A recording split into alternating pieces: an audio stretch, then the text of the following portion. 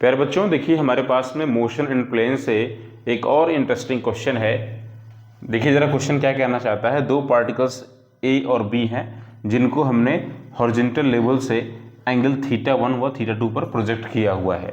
Velocity of projection u1 and u2 है। आपसे पूछना क्या चाहते हैं, ये कितने टाइम के बाद में स्ट्राइक करेंगे। अगर इनको हम प्रोजेक्ट कर दें तो ये कितने टाइम के बाद एक दूसरे से मिलेंगे, वो टाइम आपको फाइंड करना है।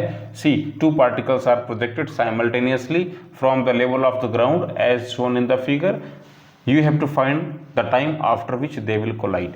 Options are given here. First option is this one, second is this one, third is this one, and fourth one is this one. Which one is correct one? So here the correct answer is C. X sin θ2 upon u1 sin θ2 minus θ1. कैसे, आओ जरा समझते हैं। देखिए यहाँ पर जो particles को प्रोजेक्ट किया जा रहा है, तो ये पार्टिकल्स कहीं पर एक दूसरे से मिलते हैं, कोलाइड करते हैं। ये मान लो पॉइंट P है। अब ये जो पॉइंट है इसका अपना कुछ कोऑर्डिनेट होगा, है ना। ये पॉइंट मान लो कैपिटल X, Y है। तो अब जरा देखो, दोनों पार्टिकल जब यहाँ मिल रहे हैं तो ये इस पॉइंट की अपनी जो भी हाइट है ग्राउंड लेवल से, वो ही हाइट, वही सेम हाइट वर्टिकल डायरेक्शन में पार्टिकल ए और पार्टिकल बी को कवर करनी पड़ेगी। इसका मतलब उतने ही टाइम में, और देखो ध्यान से, सेम टाइम पर प्रोजेक्ट किए जा रहे हैं। जब भी ऐसा क्वेश्चन आए कि दो पार्टिकल्स को सेम टाइम पर प्रोजेक्ट किया जाता है तो कितने टाइम पर मिलेंगे, तो वहां पर सबसे पहली चीज आपके दिमाग में आनी चाहिए कि दोनों जब मिलेंगे तो दोनों की वर्टिकल जो पोजीशन होगी वो सेम होगी, दोनों ने सेम हाइट कवर करी होगी।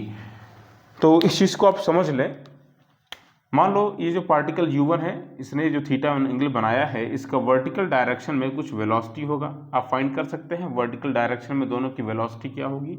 तो पहले पार्टिकल की वेलोसिटी हो जाएगी u1 sine of θ1, second particle की वेलोसिटी क्या हो जाएगी u2 साइन θ2।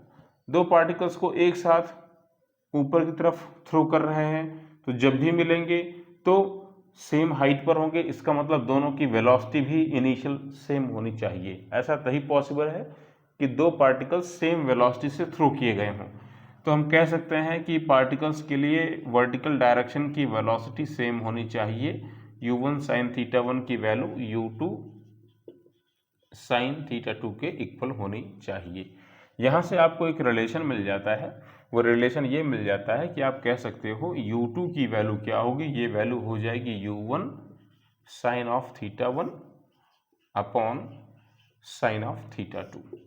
ठीक है भाई, दो पार्टिकल्स सेम हाइट पर सेम टाइम पर तभी पहुंचेंगे जब उनकी इनिशियल वेलोसिटी सेम हो, यानी इनकी इनिशियल वर्टिकल डायरेक्शन की वेलोसिटी सेम हो, तो ये सेम होना ही पड़ेगा। दूसरी चीज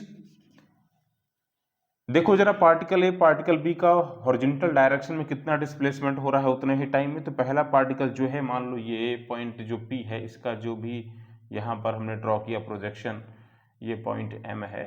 तो पहले पार्टिकल ने ये डिस्टेंस कवर करी है। क्या इसको आप फाइंड कर सकते हो? Distance travelled by the first particle in the horizontal direction find कर सकते हैं। उसके लिए हमें क्या करना पड़ेगा, पार्टिकल की हॉरिजॉन्टल डायरेक्शन में वेलोसिटी को निकालना पड़ेगा पहले।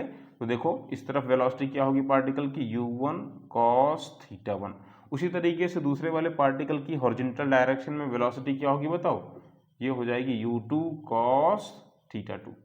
तो जरा बताओ, फर्स्ट पार्टिकल ने जो डिस्टेंस ट्रेवल करी है वो डिस्टेंस कितनी होगी, distance travelled by the first particle, ये कितनी होगी, s इक्वल्स ut, u का मतलब u1 cos θ1 इंटू t। फिर क्या करते हो आप बताओ, इस तरफ क्या कोई एक्सेलरेशन लगा हुआ है, हॉरिजॉन्टल डायरेक्शन में कोई भी एक्सेलरेशन नहीं है। चलो अच्छी बात है। ये बताओ s2 की वैल्यू क्या होगी। ये जो s2 है ना, जो सेकंड पार्टिकल ट्रेवल करेगा डिस्टेंस, क्या इसको फाइंड कर सकते हो आप? इसको भी आप फाइंड कर सकते हो। कैसे फाइंड करोगे बताओ? तो ये हो जाएगा u2 cos θ2 इंटू t। अब S1 और S2 में क्या रिलेशन है? जो ये S1 से अगर हम S2 को माइनस करें, देखो जो फर्स्ट पार्टिकल है और जो सेकंड पार्टिकल जो भी डिस्टेंस ट्रेवल करेंगे हॉरिजॉन्टल डायरेक्शन में, उसमें x का डिफरेंस है।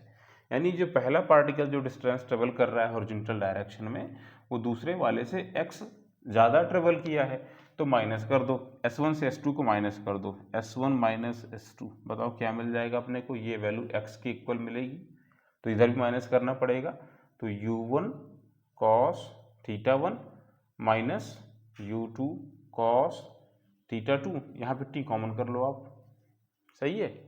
अपने को t ही फाइंड करना है, तो छोड़ो इन सब बातों को, आओ ज़रा देखते हैं t की वैल्यू क्या मिलेगी। आ जाओ, बताओ t की वैल्यू क्या होगी। t की वैल्यू हो गई x upon U1 cos θ1 minus U2 cos θ2। अब एक काम करें, आप U2 की वैल्यू को उठा करके यहाँ से इसमें प्लेस कर दें, प्लेस कर दीजिए, तो जरा देखिए क्या मिलता है आपको। Placing the value of the time U2 that is the U1 sin θ1 upon sin θ2, ये वैल्यू मिल जाती है आपको x upon U1 cos θ1 minus U2 के प्लेस में क्या हो जाएगा, U1 sin θ1 upon sin θ2 times of cos θ2। कुछ एलसीएम वगैरह लेकर इसको सिंप्लीफाई करो, बताओ जरा आपको यहाँ से क्या मिलता है। यहाँ से t की वैल्यू मिल जाती है x, इसको जरा एलसीएम ले लो, तो ये x sin θ2 चला जाएगा ऑफ साइड, है ना, ये चला जाएगा न्यूमरेटर में, यानी ये हो जाएगा x sin θ2 अपॉन, जरा देखो क्या रह जाएगा, अपॉन में आप देखो मिलेगा आपको sin θ2 से मल्टीप्लाई करना पड़ेगा, sin θ2 cos θ1 cos θ2 sin θ1, नीचे देखो माइनस में है, यानी ये हो जाएगा sin of a minus b, तो डायरेक्ट मैं इसको कर देता हूँ sin θ2 माइनस θ1, और ये U1 बगल में लग जाएगा। यही है वो टाइम जिस टाइम के बाद दोनों पार्टिकल एक दूसरे से मिलेंगे। समझ गए ना? Thank you.